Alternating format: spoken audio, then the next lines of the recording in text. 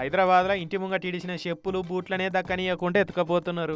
ఇక కిలకు 2-3 వేలున్న dry fruits ఇడిచిపెడతారు. తులం 40 రూపాయలున్న ఇలాచీ లవంగాలను చూస్తే వదిలేబుద్ది అవుతుందా, అందుకే ఎత్తుకొని పోయిర్రు.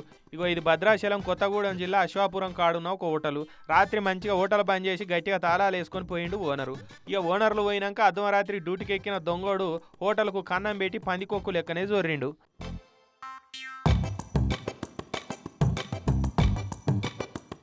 సీసీ కెమెరాలలో నా పర్ఫార్మెన్స్ మొత్తం చూస్తే వైరల్ అయిపోయి నేను పోలీస్ స్టేషన్లలో బాగా ఫేమస్ అయిపోతా.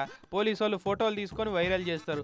నాకు అట్లా పాపులర్ అవడు ఇష్టం లేదనుకున్నట్టున్నాడు దొంగోడు. వచ్చుడొచ్చుడే సీసీ కెమెరాల వైర్లు కటింగ్ చేసిండు. వైఫై కనెక్షన్ ఊడవీకిండు. కథ ఇక బూమ్ బూమ్ షకలక అనుకుంటా గల్లపేట కాడికి వేయిండు. క్యాష్ కౌంటర్లో ఉన్న 40,000 ఉంటే లక్కీ ఛాన్స్ అని పాట వేసుకొని జేబులో పెట్టుకున్నాడు. ఇంకేమున్నాయని కిచెన్లో దూరితే కిలోల కొద్ది బాదాము, ఇలాచీలు, లవంగాలు అసొంటి మసాలాలు కనిపించినాయి. వీటికి మార్కెట్లో మంచి రేటు ఉన్నది. ఇవేందుకు ఇడిచిపెట్టి పోవాలనుకొని ఆయన పోతా వాటిని కూడా సదురుకొని పోయిండట. ఇక పోయిన మాలంతా కలిపితే 1,00,000 మీదనే ఉంటుందని ఓనర్ అంటున్నాడు.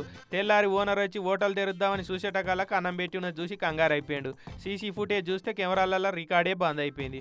వైర్లు కటింగ్ చేసి ఉన్నాయి. ఇక సీన్ అర్థం చేసుకొని సీదా పోలీస్ స్టేషన్కి పోయిండు.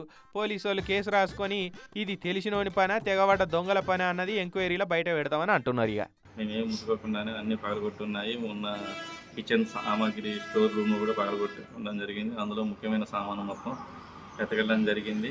ఈ సీసీ కెమెరాలను పరిశీలిస్తే అక్కడ సీసీ కెమెరాలు రాకుండా ఫుటేజ్ వైర్ కట్ చేశారు. మళ్ళీ అందులో నుంచి కౌంటర్ దగ్గరికి వచ్చారు. కౌంటర్లో ఒక 40,000 నగదు ఉంటుంది. అవి కూడా తీసుకుని ఎతకెళ్ళడం జరిగింది.